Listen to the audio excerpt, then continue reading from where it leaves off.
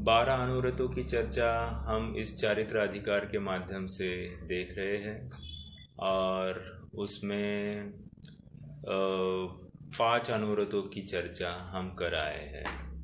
उनका स्वरूप भी देखा, उनके अतिचार और उन संबंधी जो भाने योग्य भावनाएं हैं इनका भी विचार किया। मूल प्रयोजन इन अतिचार और भावनाओं का यही है कि जीव निरंतर उस मार्ग में बना रहे। स्वरूप जानकर उसका फल तभी आएगा जब हमने उसका एप्लीकेशन किया। मात्र स्वरूप जाना, अतिचार और भावनाओं को भी समझ लिया, लेकिन हमारे जीवन में उसका भाव वासना नहीं हुई, उसको हमने गले नहीं उतारा, उसका यथार्थ रूप से सेवन नहीं किया, तो हमें उसका जो इच्छित फल है वो फल की प्राप्ति नहीं होगी। आज ही मैं मेरे किसी परिचित से बात कर रहा था और वे किसी वियोग से अत्यंत दुखी है। तो मैंने उनको अपना दुख मिटाने हेतु उनको सुझाव दिया कि आप कोई पंच परमेष्टि का स्मरण किया करो, कुछ धर्म परक बातों को सुना करो, पढ़ा करो, तो इससे मन बहल जाएगा और आपके लिए लाभकारी होगा। तो उन्होंने कहा कि मैं मालाएं फेरता हूँ।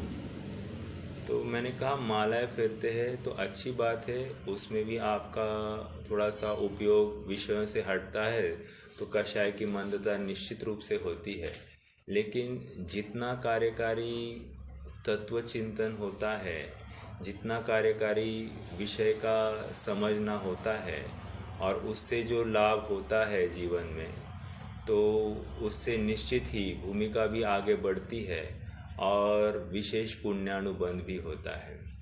इसलिए समझने योग्य बात यह है कि ये जितने भी हम विषय को समझ रहे हैं, जिन वाणी जिन वचनों का सेवन कर रहे हैं, इसको मात्र सुनने तक ना रखें।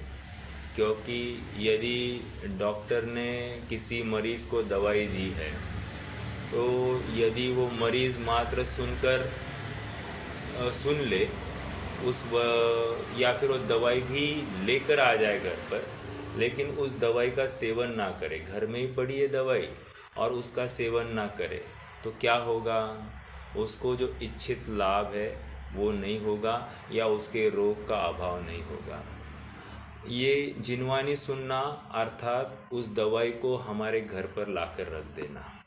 स्वरूप समझ लिया है हमने, समझने के बाद में उस स्वरूप को का सेवन करना अर्थात उसका जीवन में उतार होना, उसका एप्लीकेशन होना, यह अत्यंत ज़रूरी है।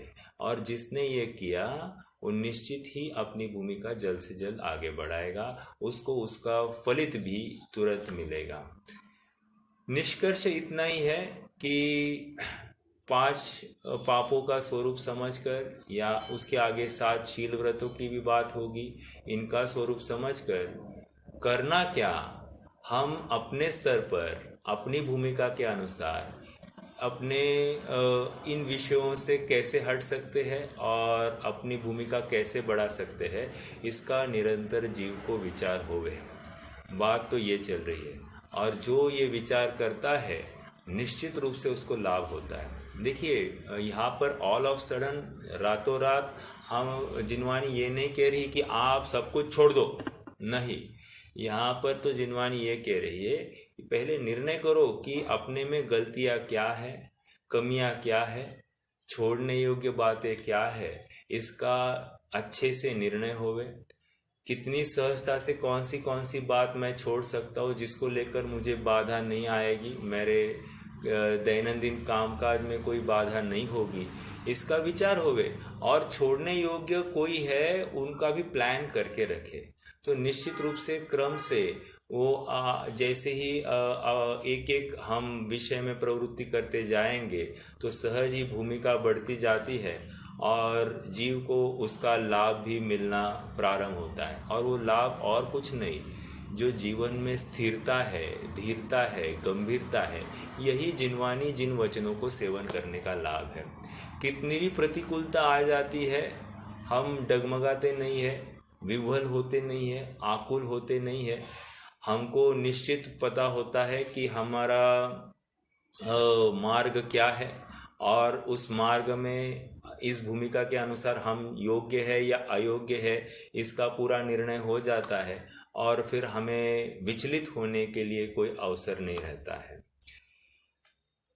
5 पापों का सब बातें हो गई है। अब गाथा नंबर 63, श्लोक नंबर 63, यहाँ पर विषय आचार्य देव ये रख रहे हैं कि ये 5 पाप के जो त्यागी है, या उनको कुछ मिलता है या नहीं मिलता है। अर्थात यहाँ पर शिष्य खड़ा हुआ है और शिष्य कहता है कि व्हाट विल आई गेट, मैं ये सब करूँगा, मुझे क्या मिलेगा। तो उसके फल स्वरूप 5 पापों के त्याग रूप जो फल होती है, फल मिलता है, उसका निरूपण करने वाला यह श्लोक। देखो आचार्य देव की शैली देखना, ये उदाहरण देते हैं, लाभ दिखाते हैं और प्रवृत्ति कराते हैं। जैसे पीछे भी सम्यक्तों की बहुत प्रेरणा की और उसके बाद में उसके फल दिखाए। तीर्थंकर होगा, चक्रवर्ती होगा, तुम्हारी आज्ञा चलेगी, तुम्हारी अधीनता रहेगी, तुम्हें बहुत अनुकूलताएं मिलेगी, आदि आदि ये सब फल दिखाए, और उन फल दिखाकर प्रलोभित किया, करो करो करो, और मोटिवेट करके फिर प्रवृत्ति कराया। देखो हम भी लौकिक में होते हैं ना, बच्चों को क्या कहते, यदि इस बार तुमको 90+ मिले, वो 50% 60% वाला लड़का हो और उसको कहे 90+ मिले तो तुमको ये मिलेगा, 70+ मिले तो ये मिलेगा, 80+ मिले तो ये मिलेगा। तो हम उसके लिए टारगेट सेट करते हैं और उसके लिए एक बख्शिश या इनाम जाहिर कर देते हैं। क्यों किया है? प्रोत्साहित करने के लिए, उसको अभ्यास करने के लिए, प्रोत्साहित करने के लिए। उसी प्रकार यहाँ पर अनुव्रतों को अंगीकार करके प्रोत्साहन, मोक्ष मार्ग में प्रोत्साहित करने के लिए आचार्य देव हमको ये श्लोक सुना रहे हैं। देखिए क्या कह रहे हैं, पढ़ते हैं। पंचाणुव्रत निधयो, 63 नंबर का। पंचाणुव्रत निधयो निरतिक्रमणा फलन्ति सुरलोकम यत्रावधिरष्टगुणा दिव्य शरीरम च लभ्यन्ते। फिर से, पंचाणुव्रत निधयो निरतिक्रमणा फलन्ति सुरलोकम यत्रावधिरष्टगुणा दिव्य शरीरम च लभ्यन्ते। क्या कह रहे, देखो संधि देखते हैं। पंचाणुव्रत, पंच अणुव्रत निधयो, ओके। निरतिक्रमणा, निरअतिक्रमणा, निरअतिक्रमणा, फलन्ति, फलन्ति फल का अंत, सुरलोकम, सुरलोकम, यत्र अवधिर, यत्र अवधि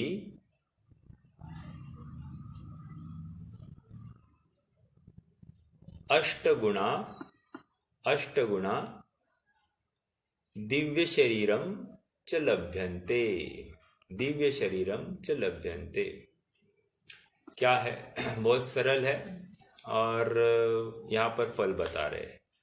पंच अणुव्रत निधयो, पंच अणुव्रत रूपी जो जीव ने जो अनुष्ठान अंगीकार किया है, उसके फल में क्या निधियाँ मिलती है।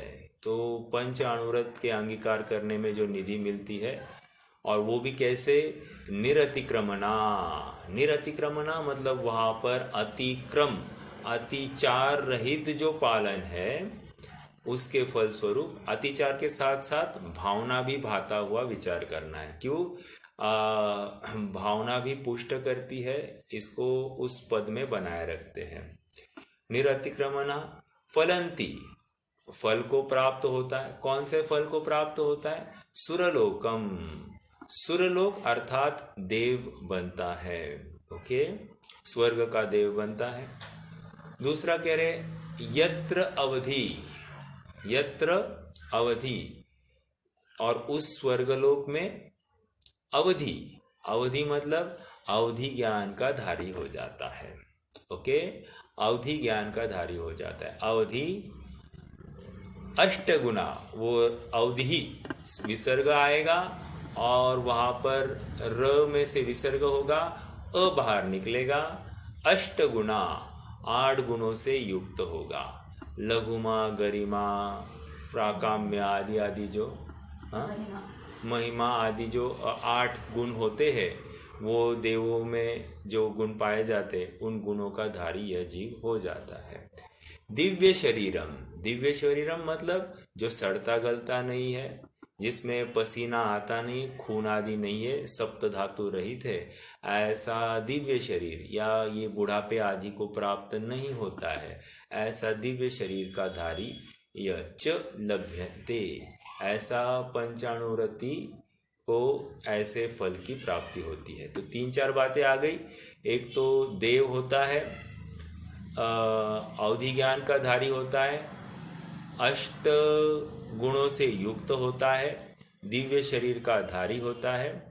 ऐसे सहज ही इनको रुद्धिया के साथ में यह उत्कृष्ट शरीर की प्राप्ति होती है। किसको? अणुवृत्ति को। देखो, 2 बातें सिद्ध कर रहे हैं यहाँ पर। अणुवृत्ति मतलब यहाँ पर ये कह रहे हैं, कर्णानियोग का स्टेटमेंट है। क्या स्टेटमेंट है? कि जैसे, या प्रथमानियोग की बात उठाए, रावण समोशरण में आए हैं और वे भगवान के समोशरण में आए, और भगवान को सभी वहाँ पर उनके घर के जितने सदस्य हैं, सब ने कुछ न कुछ, कोई न कोई व्रत आदि अंगीकार किए। तो रावण को मन में एक प्रश्न खड़ा हुआ कि सबने कर लिए है, मेरा जीवन तो अणुव्रति से कुछ कम नहीं है, लेकिन क्या मालूम क्यों मुझे अणुव्रत अंगीकार करने का भाव नहीं हो रहा है। तो सहज ही दिव्य ध्वनि में वहाँ पर उसका जवाब आया कि उसकी नरक आयु निश्चित है, इसलिए उसको ये अंगीकार करने का भाव नहीं, व्रत अंगीकार करने का भाव नहीं आ रहा है। ये बात मैंने क्यों कही? ये इसलिए कही, जहाँ पर थोड़ा भी त्याग होता है, थोड़ा भी व्रतों का अंगीकरण होता है, वह निश्चित रूप से देव आयु का बंध हो जाता है। ठीक है, तो इसलिए समझने की बात इतनी है कि यहाँ पर देव आयु जिसको बनती है, उसको ही अणुव्रत अंगीकार करने के भाव आते हैं। ठीक है, तो दोनों बातों से, दोनों बाजुओं से हम इसकी व्याप्ति समझ रहे कि जैसी गति वैसे मति, और जैसे मति वैसे गति। तो यहाँ पर यदि हमारी गति सुधरनी है तो सहज ही हमको अणुव्रत अंगीकार करने के का पुरुषार्थ होगा ही होगा। और यदि हमारी गति बिगड़नी है तो हम कहेंगे अभी कितनी जल्दी है, कहाँ जाना है, कौन मरने वाला है, अभी बहुत टाइम है, अभी भोग भोगने दो, ये आदि आदि बहाने हम बनाते रहेंगे और हम अपने मुख्य गंतव्य से, मुख्य लक्ष्य से, इस मनुष्य भव के, उससे चूक जाएंगे। देखो, एक कथन आता है, कथन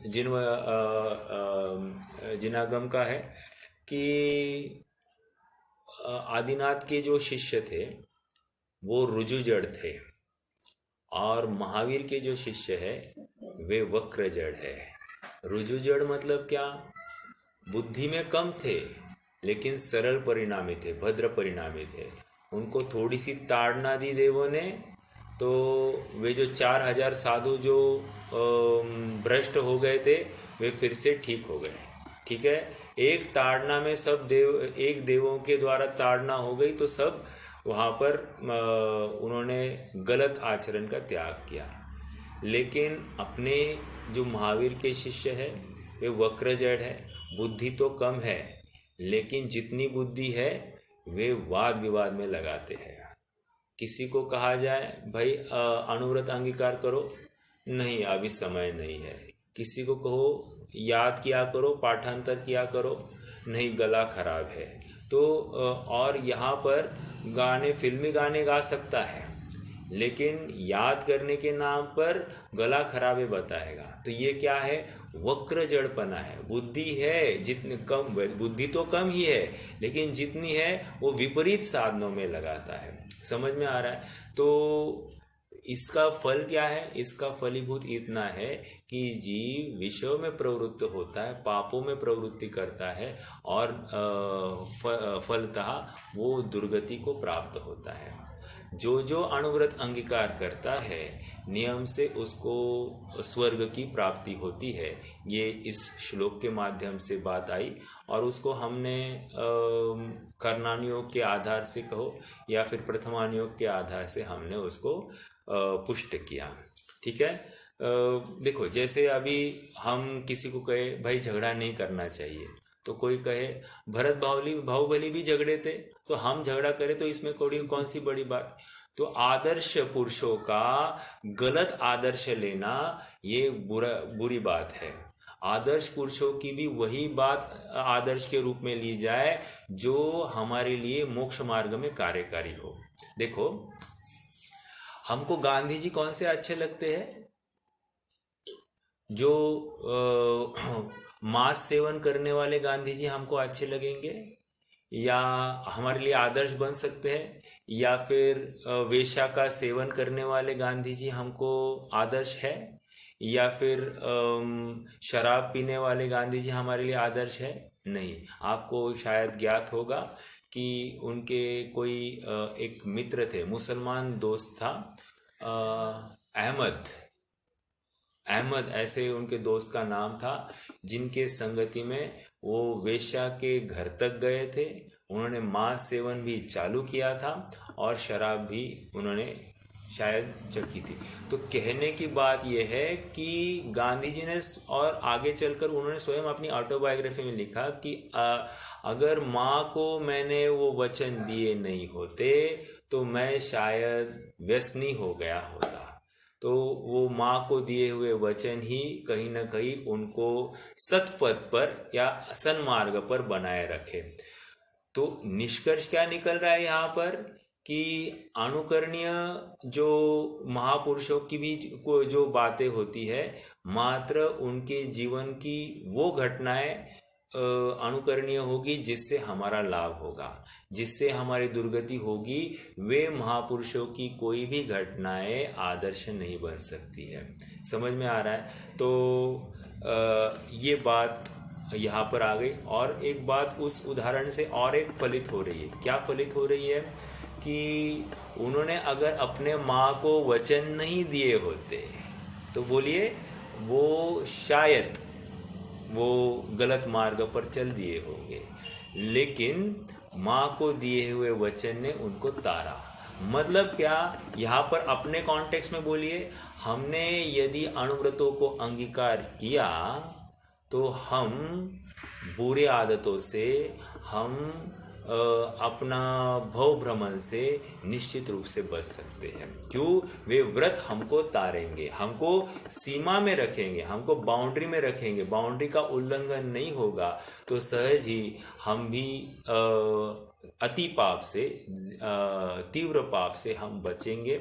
हमारी कषाय मंद बनी रहेगी और हमारे ऊर्ध्व होने के, अर्थात हमारे मोक्ष मार्ग में बढ़ने के अवसर भी ज़्यादा बढ़ेंगे। ठीक है।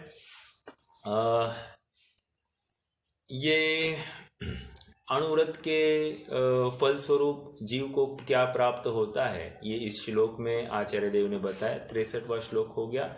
एक बार फिर से पढ़ते और फिर 64वां श्लोक लेंगे। पंचाणुव्रत निधयो निरतिक्रमणः फलन्ति सुरलोकम यत्रावधिरष्टगुणा, यत्रावधिरष्टगुणा, अष्टगुणा नहीं कहना, रष्टगुणा। ठीक है। यत्रावधिरष्टगुणा दिव्य शरीरम च लभ्यन्ते। ओके। 64वां श्लोक देखते हैं। अब प्रश्न यहाँ पर खड़ा हुआ है, ठीक है अणुव्रति को ये सब मिलता है माना, लेकिन कोई करता है क्या? कौन करता है? देखो आज के डेट में सबसे बड़ी तकलीफ हमारे सामने ये है कि हमको आदर्श के रूप में कोई यथार्थ जीव नहीं दिखाई देता है। तो कोई यथार्थ दिखाई नहीं देता है तो फिर हम गाफिल होते, कोई नहीं करता इसलिए हम क्यों करें, ऐसा सहज ही हमको लगता है। जैसे कोई कहे कि 8 मूल गुण पालन करना है, तो कोई 8 मूल गुण पालन करने वाला दिखता है क्या? मतलब यथार्थ रूप से हो तो शुद्धि का भोजन करने वाला, अन्य अनिति का त्याग करने वाला, अभक्ष का सर्वथा त्यागी है, ऐसा कोई है क्या? है तो फिर हम उसका अनुकरण करें, है ही नहीं हमारे सामने तो हम किसका अनुकरण करें? तो आदर्श के रूप में कोई है नहीं तो हम किससे प्रेरणा ले? तो प्रेरणा स्थान ही नहीं है, इसलिए वर्तमान में बहुत बड़ा गफला हो गया है। देखिए पूर्व के काल में ऐसा था कि हर घर में कोई न कोई व्रती होते ही होते थे, मतलब किसी न किसी की भूमिका पंचम गुणस्थान वर्ती आदि जैसी भूमिका होती थी, और प्रतिमाधारी भी होते थे। तो उसको लेकर क्या होता था कि घर में ही बच्चों को उनको देखकर अपने आप संस्कार हो जाते थे। आज हमारे बच्चों के सामने को हमारे सामने ऐसा कोई आदर्श है नहीं, एक। दूसरी बात, ना हम आदर्श लेना चाह रहे हैं, ना हम सुधरना चाह रहे हैं। हम प्राप्त पर्याय में ही तन्मय इतने हो गए हैं तो हमको उसके आगे कुछ सूझ बुझ नहीं रहा है। तो विषय भोगों में ही प्रवृत्ति करने के साधन भी विद्यमान है और उनमें ही हम तन्मय होते हैं, तो हमारा पूरा समय इसी में बर्बाद हो जाता है। तो इसलिए ये आदर्श सामने होना बहुत ज़रूरी है। और यदि कोई आदर्श हमारे सामने नहीं हो तो हम स्वयं के लिए आदर्श बन जाए और दूसरों के लिए भी आदर्श बन जाए। ये यहाँ से बात है, समझ में आ रहे? तो हम आदर्श को ढूंढने का प्रयास ना करें, हम स्वयं इतने आदर्श रूप हो जाए कि दूसरे भी हमारा अनुकरण करना सीख जाए। ठीक है, श्लोक को पढ़ते हैं और फिर उसका अर्थ भी करेंगे। मातंगो धनदेवश्च वारिशेनस्ततः परः नीलिजयश्च संप्राप्ता पूजातिशय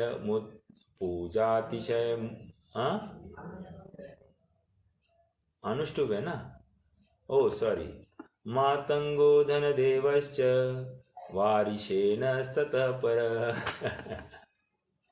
मैंने दूसरे धुन में ले रहा था। मातंगो धनदेवश्च, तो भी कह रहा हूँ मैं उस धुन में वो बैठ नहीं रहे लय। तो देखो कितनी महत्वपूर्ण है, एक वो लय भी जरूरी है, तभी जाकर वो श्लोक बैठता है।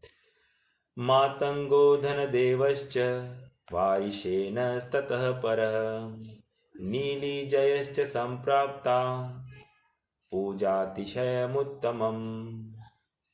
क्या कह रहे हैं देखिए, मातंगो धनदेवश्च क्या है, ये उदाहरण दे रहे हैं।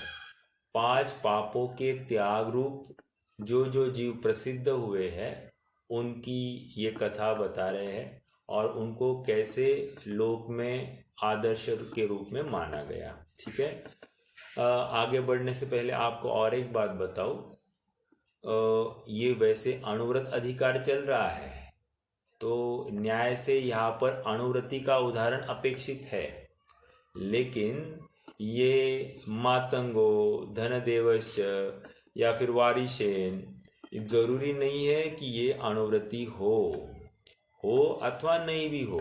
ओके, तो बस यहाँ पर उदाहरण एक विशिष्ट उसके अंग को देखकर लिया गया और उसकी वजह से उसको धर्मी है ऐसा बताया जाता है। ये प्रथमानुयोग की शैली होती है कि प्रथमानुयोग क्या करता है, एक अंग को लेकर जीव को धर्मी घोषित कर देता है। जैसे आपको बताऊं, कौन सा चोर था वो? अंजन चोर। अंजन चोर क्या कर रहा था? वेश्या में आसक्त था और चोरी करके लाया था माल, हार को, और ऐसे जीव को उन्होंने कौन सा अंग, पहला अंग निशंकित अंग में प्रसिद्ध कर दिया। मतलब जब उसने चोरी की, क्या उसको सम्यक तो था? नहीं था। फिर भी उसके एक पर्टिकुलर अंग को देखकर उसको निशंकित अंग में प्रसिद्ध कर दिया गया। ओके, तो ये प्रथमानुयोग की शैली है कि वो इस प्रकार के उदाहरण खड़े करके हमको प्रेरित करता है। लेकिन चरणानुयोग ऐसा नहीं है। चरणानुयोग तो आदर्श ही होगा। प्रथमानुयोग में थोड़ी बहुत ढिलमुल होगी, लेकिन एक अंग को मुख्य करके उसको धर्मी भी बनाया जा सकता है। ठीक है, तो प्रत्येक अनुयोग की अपनी अपनी शैली है और उसको हमको यथार्थ रूप से लेना चाहिए। तो प्रथमानुयोग में ये सब बातें चलती है, लेकिन चरणानुयोग में ये बात नहीं चलेगी। ठीक है। हाँ, मातंगो क्या बात चल रही है कि इस अणुव्रत को धारण करके इस लोक में कौन कौन से जीव प्रसिद्ध हुए, उसकी बात चल रही है। तो मातंगो, मातंग, अब देखो, मातंगो नाम का कोई जीव नहीं है। मातंग यह तो जाति है। समझ में आया? तो मातंग जाति को यहाँ पर, मतलब यहाँ पर इन शॉर्ट मातंग जाति को रिप्रेजेंट करने वाले जीव को खड़ा किया है। ओके, और वो किस लिए याद किया है? अहिंसा अणुव्रत के लिए। अब मातंग क्या करता है अपन चर्चा करेंगे, बट अभी पहले अपन शब्दशः अर्थ देखेंगे। पहले मातंगो, दूसरा धनदेव। मातंग किस में प्रसिद्ध? अहिंसा अणुव्रत में। धनदेव यह सत्यानुव्रत में। वारिशेन ये आचौर्य अणुव्रत में। नीली, नीली यह ब्रह्मचर्य अणुव्रत में। और जय कुमार, जयश्च, जयश्च मतलब जय कुमार, ये परिग्रह परिमाण व्रत में प्रसिद्ध है। संप्राप्ता अर्थात सम्यक प्रकार से प्राप्त हो गए। संप्राप्ता पूजातिशयम उत्तमम, मतलब पूज्यता को प्राप्त हो गए। ठीक है, संप्राप्ता का अर्थ ही उन्होंने प्राप्त हो गए, सम्यक प्रकार को प्राप्त हो गए, या भली भांति। सम मतलब सम्यक प्रकार से, प्राप्त मतलब पूर्णता को उनकी ये हो गई, यहाँ पर प्रसिद्धि को प्राप्त हो गए, ऐसा अर्थ समझना। ओके, तो इन उदाहरणों के माध्यम से आचार्य देव ये समझाना चाह रहे हैं कि अणुव्रत जो होते हैं ये कोई काल्पनिक चीज नहीं है। इसको पुरुषार्थियों ने धारण किया है और इनको धारण करते हुए जीव मोक्ष मार्ग में आगे बढ़े हैं। ओके, तो मातंगो, मातंग अर्थात यहाँ पर जो नीच जाति होती है, मांस का ही काटना, या फिर आप यूँ कहिए कि चांडाल आदि जातियाँ होती है, वो इस मातंग में ली जाती है। ओके, तो चांडाल क्या करते हैं? वैसे वे जो फांसी चढ़ाने का काम जो होता है वो चांडाल को दिया जाता है। तो यहाँ पर मातंगो कहकर यमपाल चांडाल को याद किया गया है। यमपाल चांडाल क्या था? वो चांडाल फांसी चढ़ाता था और उसने मुनिराज के पास से एक व्रत ले लिया कि अष्टमी चौदस के दिन मैं किसी को फांसी नहीं दूंगा। लेकिन हुआ ऐसे कि एक दिन फांसी राजा ने किसी को सुनाई और उस दिन बारी थी यमपाल चांडाल की, और वो उस दिन छुट्टी पर था। क्यों? अष्टमी चौदस के दिन उसने व्रत लिया था कि मैं किसी को फांसी नहीं दूंगा। तो वो घर में छिपा था घर में छिपकर उसकी पत्नी, जब राजा के सैनिक आए तो उसकी पत्नी को सैनिकों ने कहा कि राजा ने बहुत बड़ा बख्शिश रखा है, इसको मौत के घाट चढ़ाने के लिए, और यमपाल चांडाल कहा है। तो उसने कहा कि उसकी पत्नी ने कहा कि उन्होंने कहा है कि वे घर में छिपे हैं, ऐसा आपको बताया जाए। तो पत्नी को लोभ सताया, इसलिए उसने गलत रूप से बताया, और फलतः कि यमपाल चांडाल को राजा के सामने हाजिर किया गया। उन्होंने अपनी असमर्थता व्यक्त की, तो राजा ने उसको भी मृत्युदंड सुनाया, और पश्चात उनकी दृढ़ता को देखकर देवों ने आकर उनकी रक्षा की। तो कहने की बात यह है कि अहिंसा अणुव्रत में वहाँ पर यमपाल चांडाल को याद किया गया। आप इसमें भील को भी ले सकते हैं। भील ने भी क्या किया था, मात्र कौवे के मांस का त्याग कर दिया था, और उसके फलस्वरूप वो रोग, जिस औषधि, रोग के लिए औषधि वो कौवे का मांस था, और यदि वो कौवे का मांस लेता तो उसकी रोग मिट जाता, लेकिन मरण की कीमत पर भी उसने वो औषधि ग्रहण नहीं की। यही अहिंसा अणुव्रत। ये समझ में आ रहा है कि आप सबको ये बहुत बड़ी बात है। इसमें से हम विचार करें कि वर्तमान में जो औषधियाँ उपलब्ध है, और हम स्वस्थ बने रहने के नाम पर जो अनाप शनाप अभक्ष औषधियाँ लेते हैं, इसमें कितनी दम अपनी पुरुषार्थहीनता है, ये हमको ख्याल में आती है, एक बात। दूसरी बात, अपने से दीनहीन ऐसे जीव भी अष्टमी चौदस के दिन इतना पुरुषार्थ कर सकते हैं। हम मात्र एक हरि का त्याग भी करने के लिए हमको कितना कठिन हो जाता है, इसका हमको विचार करना चाहिए। मतलब हम जीवों को जीव रूप देखें, ये जीवों को जीव रूप स्वीकृति करे, ये कितनी बड़ी बात है। ये मातंग के उदाहरण से, अहिंसा अणुव्रत के माध्यम से हमको समझा रहे हैं। समझ में आ रहा है? बहुत ही मार्मिक बात है। देखो, बहुत सरल प्रकरण है। मातंग प्रसिद्ध हुआ, धनदेव प्रसिद्ध हुआ, नहीं, ये इतनी बात तो हर कोई समझ सकता है। यहाँ से हमको क्या लेना है, हम क्या लेंगे? देखो, अष्टमी चौदस के दिन इसने क्या किया, ओके? तो हम क्या कर सकते हैं? हमारी भूमिका के अनुसार हम हरि का त्याग कर सकते हैं, ये बिल्कुल कर सकते। हम भूखे नहीं मरेंगे, और थोड़ा सा पेट का दर्द होता है, पेट को तकलीफ होती है, तो होने देना। क्यों?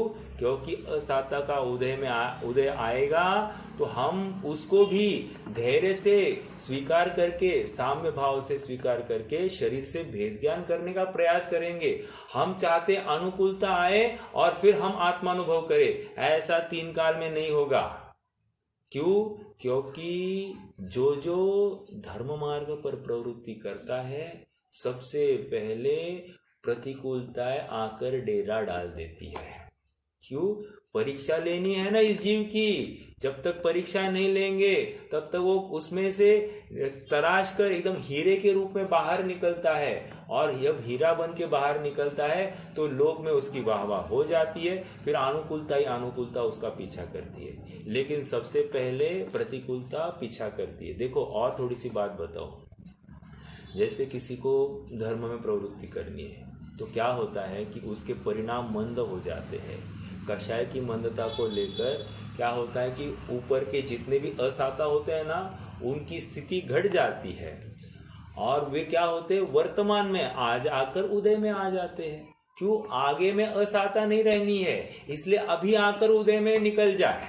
इसलिए असाता को उदय अभी वर्तमान में आ रहा है, और वर्तमान में आया तो हम गाफिल नहीं होंगे, हम तैयार होंगे, रहेंगे। हम पुरुषार्थ करके अभक्ष का सेवन नहीं करें, इतनी हम अंदर से धारणा बनाएं, अंदर से अपने परिणामों को इतना दृढ़ करें कि हे प्रभु, कुछ भी हो, मैं तत्व चिंतन पूर्वक अपने आत्मा का कल्याण में संलग्न हूँ, अभक्ष का तो मैं सेवन नहीं करूँ। ऐसी मुझे पुरुषार्थ या प्रेरणा देना, तो जिसको लेकर मैं सन्मार्ग पर ही बना रहूं। और ये भावना जो भाता है वो फलती भी है। जिसने भावना नहीं भाई वो फलेगी भी नहीं। इसलिए भावना जरूर भाना, क्योंकि भावना भवनाशिनी, भावना भववर्धिनी। जो भावना भाई है वही हमारे भव का नाश करने के लिए कार्यकारी है, और उससे विपरीत यदि भावना भाई है तो वो भव की वृद्धि करने के लिए भी कार्यकारी है। तो चॉइस हमारे हाथ में है, किसी दूसरे के हाथ में नहीं है। मातंग की बात हो गई। दूसरा धनदेव की बात कह रहे हैं। धनदेव ये सत्यानुव्रत में प्रसिद्ध हुए। तो वो कथा कुछ ऐसी है कि दो मित्र थे, वे व्यापार के लिए कहीं बाहर गए, और एक मित्र प्रॉफिट का हिस्सा कम देता था, और फिर से लौटने के बाद में राजा के सामने कुछ उनका निर्णय हो जाता है, और राजा कोई ऑर्डर दे देता है जिसको लेकर धनदेव एकदम स्थिर रहता है, लेकिन उसका दोस्त थोड़ा सा भयभीत हो जाता है, और फिर राजा धनदेव के नाम से जो कुछ इनाम है उसको दे देता है, न्याय कर देता है। तो ये धनदेव यह सत्य अनुव्रत के लिए प्रसिद्ध हो गया। वारिशेन, वारिशेन की कथा देखिए। एक हमने अभी अभी वारिशेन की कहा पढ़ी थी, कोई बताएगा वारिशेन का उदाहरण कहाँ आया था? इसी रत्नकरण शावकाचार में वारिशेन का उदाहरण आया है कहीं? वारिशेनस ततोपर सम्यक्तों के 8 अंग में, बराबर। वहां पर स्थितिकरण अंग में लिया था शायद, राइट। तो स्थितिकरण में वारिशेन, लेकिन वारिशेन मुनि है वे, और ये वारिशेन कौन है? अनुव्रती है। क्यों, कहाँ से मालूम पड़ा? वो कहाँ थे? श्मशान में थे। श्मशान में क्या कर रहे थे? अष्टमी 14 के दिन वे भी वहां पर प्रोषद कर रहे थे। तो क्या हो गया? राजपुत्र थे और अष्टमी 14 के दिन वे श्मशान में थे। देखो, और एक बात देखो, फिर से 14 और अष्टमी का महत्व आपके सामने इंगित हो रहा है कि अष्टमी 14 कितना महत्वपूर्ण पर्व है, कितना महत्वपूर्ण सन है। हमको ये समझना चाहिए, इस दिन हमको आरंभ से हटना चाहिए ही चाहिए। हर जैनी को चाहिए कि इस दिन हम पाप के कार्य में नहीं प्रवृत्ति करेंगे। ओके, वारिशेनस ततः पर। तो वारिशेन का क्या है यहाँ पर? वारिशेन के सामने वे श्मशान में थे, और वहां पर कोई चोर ने आकर जो हार चुराया था ये इनके सामने फेंक कर चले गए। राजा के सैनिक ढूंढते ढूंढते आए तो उनको वहां पर हार मिला, और सामने वारिशेन थे, तो उन्होंने वारिशेन को ही चोर समझकर राजा के सामने ले गए। ये किसके? श्रेणिक के पुत्र है, ठीक है। तो वहां पर राजा का पुत्र होते हुए भी, राजकुमार होते हुए भी राजा ने वो रेड हैंड पकड़ा गया है, इस न्याय से उनको मृत्युदंड दिया। उन्होंने अपनी सफाई कुछ भी नहीं दी। देखो कितनी बड़ी बात है, कितनी धीरता गंभीरता कि अपनी सफाई कुछ भी नहीं देना, कितनी बड़ी बात है। देखो जैसे टोडरमल जी है, उन्होंने भी अपनी सफाई कुछ नहीं दी, बस ले गए राजा के लोग, हाथी के नीचे दबाया, ओके नो प्रॉब्लम। मतलब मैं निर्दोष हूँ, मैंने किया नहीं है, इतना भी नहीं बोले, कितनी बड़ी बात है। और हम गलत होकर भी हम स्वयं को प्रूव करने की कोशिश करते कि मैं किस प्रकार सोन्याउन पिवड़ा है, दूध से धुला हूँ, ये हम प्रूव करने की कोशिश करते हैं। और यहाँ पर ये दूध से धुले होने पर भी स्वयं के लिए नो जस्टिफिकेशन। क्या पुरुषार्थ, क्या धैर्य की वो पराकाष्ठा है वारिशेन। और ये गृहस्थ है, ऐसा नहीं कि कोई भूमिका बहुत ऊपर है, गृहस्थ है। तो वारिशेन की बात आती है कि राजा ने मृत्युदंड दिया, तो देवों ने आकर वो उसकी जो तलवार थी उसको हार में कन्वर्ट कर दिया। तो ऐसा वारिशेन की कथा है। वारिशेनस ततः परः। अब नीली की बात आती है। नीली को फंसाकर किसी राजा ने, अन्य मत का राजा था, और उसने फंसाकर इसके साथ शादी कर दी। जब नीली को पता चला तो बहुत खेद खिन्न हो गई। आगे चलकर उस राजा ने इसके ऊपर कुशील के आरोप रखे। तो नीली से ये सहा नहीं गया, तो वो भगवान के मंदिर में आई और उन्होंने ये प्रण कर लिया कि जब तक मेरे ऊपर का ये कुशील का दाग हटता नहीं है, मैं यहाँ से नहीं हटूंगी। प्राण जाए फिर भी मैं ये दाग हटने तक मैं यहाँ से नहीं जाऊंगी। तो हुआ भी ऐसे कि देवों ने आकर उसके ब्रह्मचर्य की कोई स्तुति करी और उसके ऊपर के आरोप का अभाव हो गया। तो इस न्याय से नीली ब्रह्मचर्य अणुव्रत में प्रसिद्ध मानी गई है। ठीक है। और जय कुमार ये परिग्रह परिमाण व्रत में प्रसिद्ध है। एक बार वे मेरु आदि पर्वतों की वंदना हेतु अपने पत्नी के साथ गए थे। वहाँ पर इंद्र की सभा, सौधर्म इंद्र की सभा में उनकी प्रशंसा निकली। तो उनकी परीक्षा लेने के लिए वो इंद्र सभा के कोई 2 देव आ गए और उन्होंने इनको काफ़ी प्रलोभन ऑफर किए। बहुत सारे परिग्रह के हेतु ऐसे पदार्थ उनको ऑफर किए, लेकिन इन्होंने उनसे मना कर दिया। तो इस न्याय से वे परिग्रह परिमाण में प्रसिद्ध माने गए हैं। तो ये जय कुमार की बात आ गई। ये 5 जो जीव है ये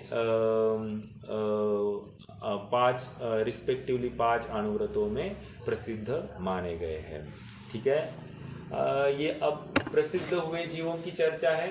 अब जो 5 व्रतों में जिनको दूषण लगा है, ऐसे जीवों की बात अब अगले श्लोक के माध्यम से आचार्य देव बता रहे। अर्थात 5 पापों में जो पारंगत है, यूं कहिए, या 5 पापों में जहाँ पर दोष आया है उसके फलस्वरूप कौन से जीव की कैसे दुर्गति हुई, ये अब आगामी श्लोक में बता रहे। श्लोक नंबर 65। धनश्री सत्य घोषौ च तापसी रक्षकावपि उपाखेयास्तथा श्मश्रु नवनीतो यथा क्रमम्। फिर से, धनश्री सत्य घोषौ च तापसी रक्षकावपि उपाखेयास्तथा श्मश्रु नवनीतो यथा क्रमम्।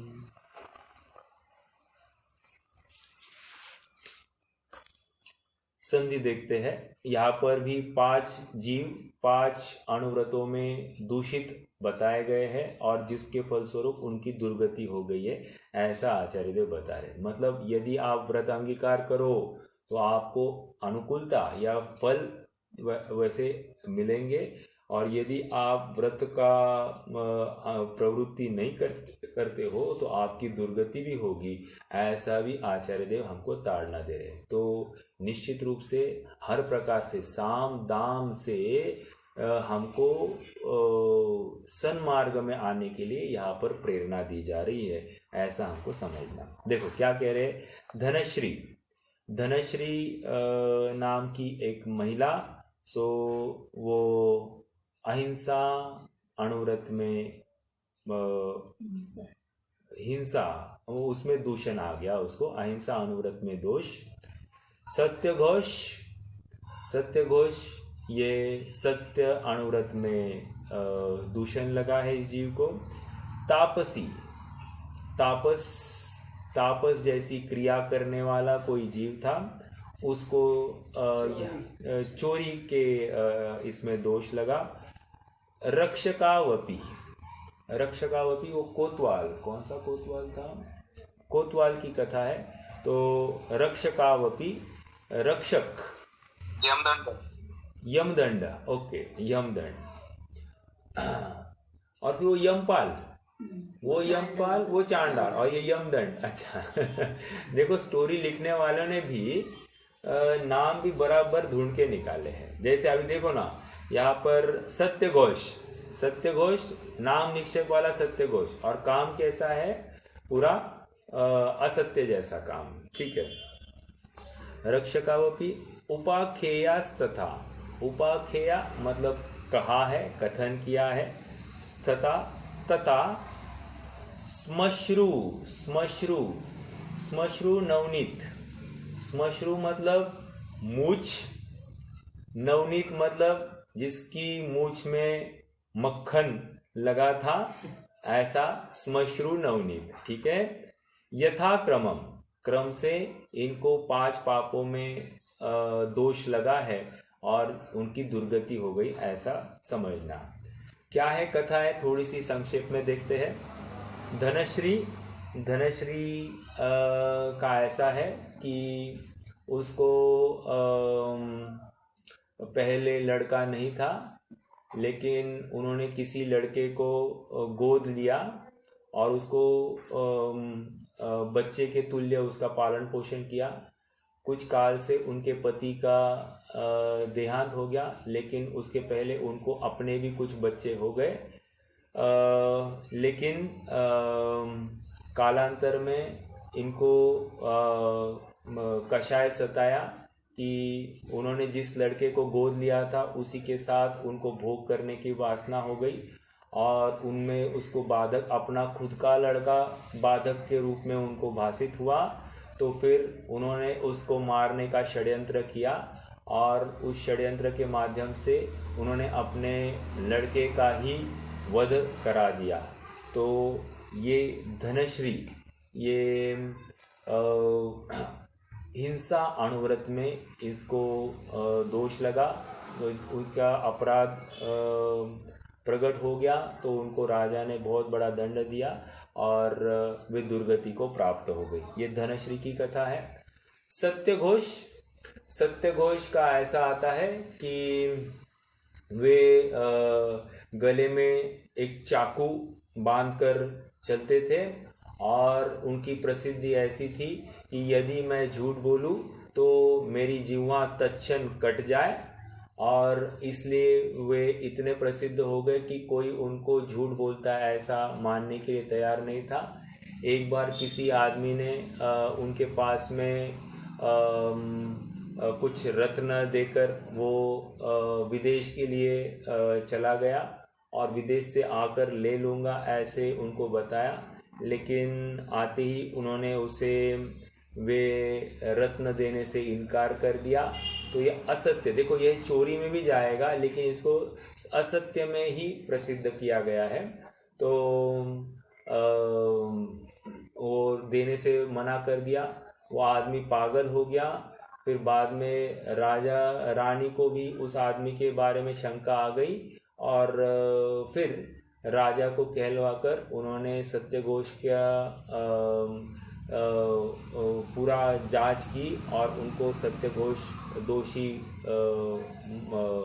मालूम हुआ। उसके बाद में सत्यघोष को दंड दिया गया। ठीक है। तो सत्यघोष की ये कथा है। दूसरा तापसी, नहीं देने में उसने इनकार क्यों किया था? नहीं देने में इनकार क्यों किया? कुछ कथा तो ऐसी है कि ये ऐसा है कि जो, अभी मुझे नाम याद नहीं है इसमें कथा, लेकिन एक मिनट, अभी बहुत बड़ी कथा है, मैं अगर पढ़ूंगा तो काफ़ी समय, एक एक कथा के लिए 1 घंटा चला जाएगा। लेकिन नहीं देने के लिए इनकार, देखो जैसे अभी उसको वे रत्न बहुत अच्छे लगे, तो उसको ये मालूम है कि मुझे ये रत्न रखने हैं, और मैं नहीं दूं तो मेरा बिगड़ता नहीं है, तो उसके परिणाम बिगड़े हैं, और इसलिए वो ये रत्न अपने पास रखना चाहता है, तो उसने झूठ बोल दिया। बस इतनी बात है।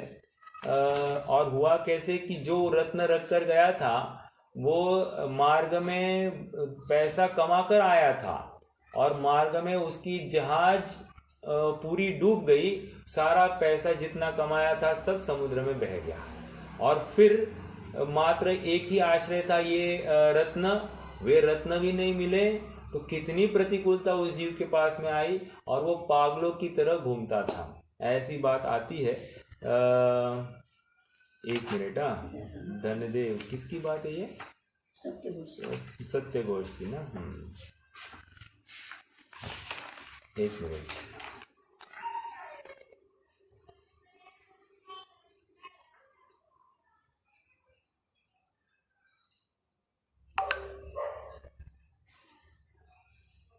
समुद्रदत्त नाम है उसका, जो रत्न देकर गया था।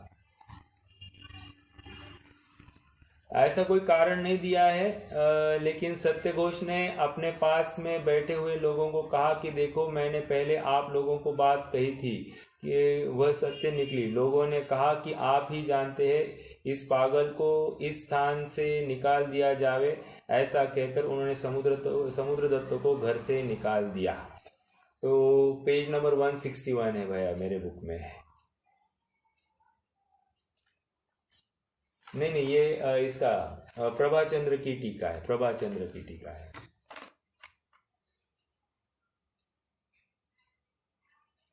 ठीक है, तो ये सत्य घोष की कथा आ गई। दूसरा तीसरा तापसी। तापसी ये एक बहुरूपिया साधु बन के रहता था, और वो पेड़ पर ही रहता था, और ये कहता था कि मैं नीचे उतरूंगा तो मुझे परिग्रह का दोष आएगा। और उनकी सारी टीम थी, दिन भर वो पेड़ पर रहता था। रात्रि में जैसे ही होती थी पेड़ से उतरता था, गांव में चोरी करते थे, और गुप्त स्थान पर वे पूरा जो चोरी का माल है वो वहाँ पर दबा कर रखते थे, और फिर से पेड़ पर आकर खड़े हो जाते थे तपस्या के रूप में। तो कौन चोरी कर रहा है ये ख्याल में नहीं आ रहा था। फिर अंततोगत्वा कोई एक भिखारी आया, और भिखारी ने अंधे का ढोंग किया, और उसने देखा कि ये जो तापसी है यही रात में उतरता है, गांव में जाता है, चोरी करता है, और फिर से गुप्त जगह पर सारा धन छुपाता है, और फिर से पेड़ पर आकर तापसी का ढोंग करता है। तो उसने यह बात को उजागर किया राजा के सामने। राजा ने पूरी चेकिंग कर दी, और ये दोषी निश्चित हुआ, और फिर तापसी को दंड सुनाया गया, जिसको लेकर उसको काफ़ी दुर्गति हो गई। ऐसा तापसी की कथा आती है। फिर रक्षकावपी। रक्षकावपी यमदंड चांडाल की बात है। तो कोतवाल यमदंड कोतवाल की कथा है। वहाँ पर जो कोतवाल था वो अपनी माँ के साथ ही भोग करता है, और ऐसा होते हुए भी वो उससे क्या कहे, उसको बिल्कुल भी शर्म नहीं आती है। वो रिपीटेडली अपनी माँ के साथ में उसके पश्चात भी भोग करता है। ऐसा है कि उसकी माँ वेश्या जैसा कार्य करती थी, उसके पति गुजर गए थे, और एक दिन ऐसा हुआ कि इस यमदंड के साथ में उसका मिलाप हो गया, और वहीं पे उन्होंने फिर भोग किया था। ऐसी कथा आती है। और ये पता कैसे चलता है, तो उसके गले का हार वो उसके पत्नी का होता है, वो ये वेश्या इस कोतवाल को दे देती है।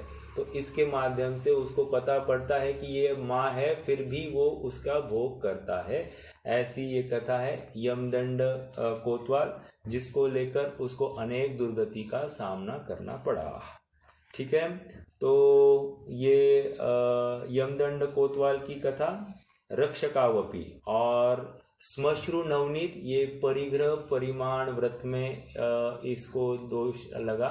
कोई भिखारी था, गरीब था, और उसको एक दिन कहीं से छाछ मिली।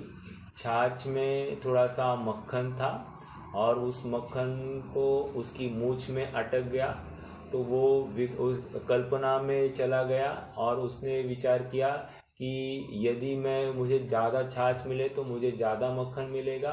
मक्खन से मैं फिर उसका घी बनाऊंगा, और उस घी से फिर मैं उसको बेचूंगा, मुझे पैसे मिलेंगे। पैसे मिलेंगे तो फिर मैं घर लूँगा तो फिर मैं पत्नी रखूँगा, पत्नी छाछ बनाएगी, मेरी सेवा करेगी, आदि आदि। वो परिग्रह को बढ़ाता गया, और कुछ ही समय में ऐसा योग बना कि उसकी कुटिया आग से लिप्त हो गई और उसी आग में ये मरण को प्राप्त हो गया। तो यही बात है ना, आग ही आई थी ना शायद से? या कुछ और था? एक मिनट। हाँ आ गई है भैया, आग ही ये है डिस्प्ले किया मैंने। ना। हाँ, आग से लिप्त हो गया और उसमें वो मरण को प्राप्त हो गया। मतलब देखो, कल्पना में भी यहाँ पर एक बोध ये देना चाह रहे हैं कि कल्पना में भी हमने परिग्रह की वांछा की है तो ये कितना बड़ा अपराध है। परिग्रह हो जरूरी नहीं है, कल्पना में परिग्रह की वांछा करना ये भी बहुत बड़ा अपराध है। तो जिसको लेकर कितने बहुआरंभ का दोष, परिग्रह रखने पर बहु आरंभ नहीं है, परिग्रह की वांछा रखने में बहु आरंभ है, ये समझा रहे हैं। और इससे दुर्गति की प्राप्ति होती है, ऐसा यहाँ पर इस श्लोक के माध्यम से बात रखी गई है। ठीक है। श्मश्रु नवनीतो यथाक्रमम, ऐसे यथाक्रम से ये 5 जो अनुव्रतों का अंगीकार न करते हुए उनकी विराधना करने वाले जीवों को वहाँ पर कैसी दुर्गति हो गई ये बता रहे हैं। फिर से बताओ, ये अनुव्रती नहीं थे, लेकिन अनुव्रत का अनादर की करने वाला कोई जीव है, उसकी कैसे दुर्गति होती ये बता रहे हैं। तो इसमें से 2 फलित लेने हैं। एक तो हमको अनुव्रतों में प्रवृत्ति करना योग्य है, शक्ति प्रमाण, और दूसरा कि अगर शक्ति प्रमाण नहीं कर पा रहे हैं तो एटलीस्ट हम निर्णय तो करें कि अनुव्रत किस जाति का हो सकता है। वो भी नहीं होता है तो अपने स्तर पर हम जितना कुछ टाल सकते हैं, त्याग कर सकते हैं, इसका विचार तो होना ही चाहिए। कर विचार तो पाम, अर्थात वहाँ पर हमारा चिंतन की धारा उसी अनुरूप में अग्रसर होनी चाहिए। हम स्वयं को ऐसे अवसर नहीं दे कि हम प्रमाद से युक्त हो जाए, क्योंकि प्रमाद के अनेक साधन हैं और प्रमादी होने के लिए किसी को कोई सुझाव नहीं देना पड़ता है, लेकिन पुरुषार्थ करने के लिए निश्चित रूप से वहाँ पर सलाहकार की ज़रूरत है। तो निश्चित रूप से हमको आपस में अगर कुछ आदान प्रदान करना है, किसी को कुछ सलाह देनी है, तो हम सामने वाले को धर्मपरक वचनों का ही सलाह दे, जिससे उसके परिणाम सुधर कर वो मोक्ष मार्ग में प्रवृत्ति कर सके। ठीक है, तो आज के लिए रुकते हैं। कल हम 8 मूल गुणों की चर्चा प्रारंभ करेंगे। अब क्रम में ये है। अब तो थोड़ा सा मैं इसके बारे में भी हाईलाइट करूं। देखिए, अब 5 अनुव्रतों की चर्चा हो गई है, उसके बाद में क्रम क्या आना चाहिए? 5 अनुव्रत, फिर शिक्षा व्रत आना चाहिए था, लेकिन क्रम में क्या आया? 8 मूल गुणों की चर्चा आ रही है। इसका मतलब कहीं ना कहीं क्रम भंग हो गया है, ऐसा हमको लग रहा है, और दिखाई भी दे रहा है कि अनुव्रत के बाद में शिक्षा व्रत अपेक्षित है। शील व्रत मतलब गुण व्रत और शिक्षा व्रत, तो ये अपेक्षित है। ऐसा ना होते हुए 8 मूल गुणों को वहाँ पर खड़ा किया है, तो कोई ना कोई कारण होगा। अपन उस कारण को उसकी समझने की कोशिश करेंगे और विषय को क्रमशः आगे बढ़ाएंगे। रुकते हैं। कोई प्रश्न है तो कर सकते हैं, नहीं तो फिर जिनवाणी स्तुति करेंगे।